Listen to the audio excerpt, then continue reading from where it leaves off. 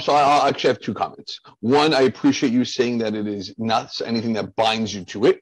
At the same time, I know there are people in town that if we don't follow it, will indicate that we've violated the OSRP.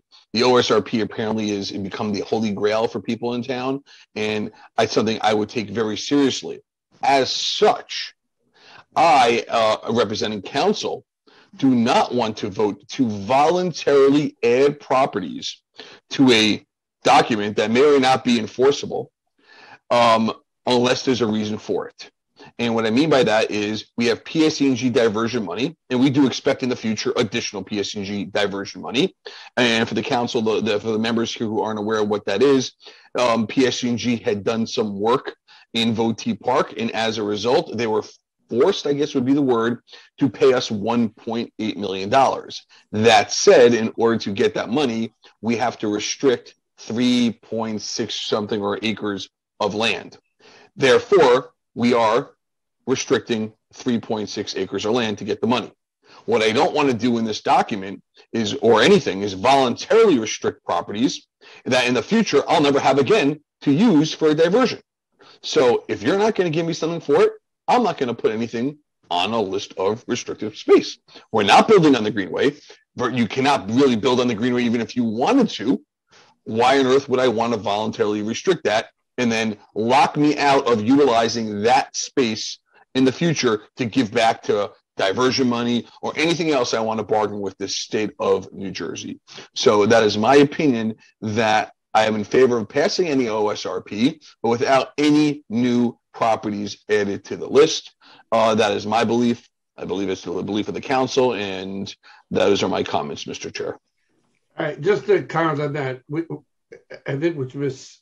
Liz Laney alluded to is that ultimately council would restrict the property. The point is the OSRP and the master plan, it would be something that would be a recommendation. And then I agree with you totally, because as soon as we put something into the master plan, like you say, it's the Holy Grail. The OSRP and the master plan part becomes the Holy Grail. That means you have to do it and you go ahead. As opposed to, it's a nice thing to do. When like people grab onto certain parts of things and that this has to be. And that's a concern of mine I share with the deputy mayor. And that is where it becomes then a battle royale.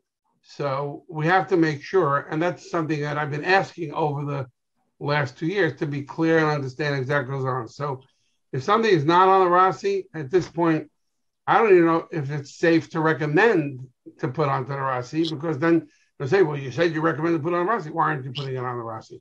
So I agree with you wholeheartedly on that.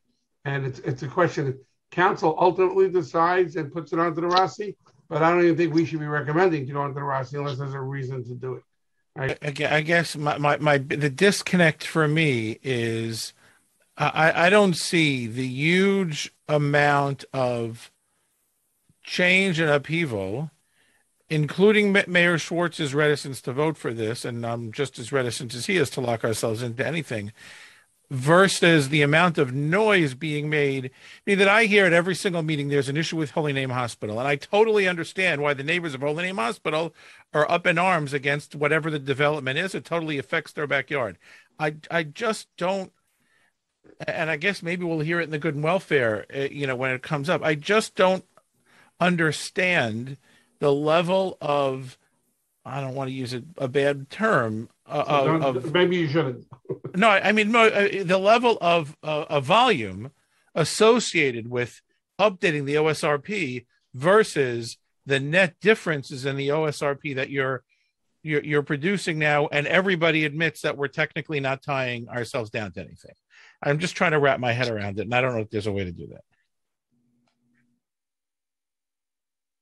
Okay. Any other board goals? We have updated our review of the OSRP. Is there any change? Are we required? Maybe Mr. Zomick, this might go quicker to your question. Are we required to add every new piece of property in town? And I think the answer to that is no. Right. Does that help?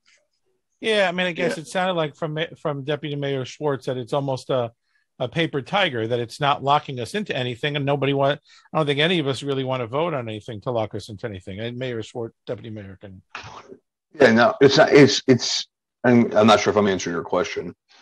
I don't want to vote on anything, even if it doesn't lock us in, because then we have certain people who are in the audience will sit up there and say, you violated the OSRP and everything going after us on something that's really voluntary. And I think we can all close our eyes and hear him yelling right now. Well, to be, but just because people get up to be experts during good and welfare and tell us facts of what happened, didn't happen, don't necessarily mean they're the actual facts of what happened. And that's just important for people to understand that. Sure. All right, more bedroom.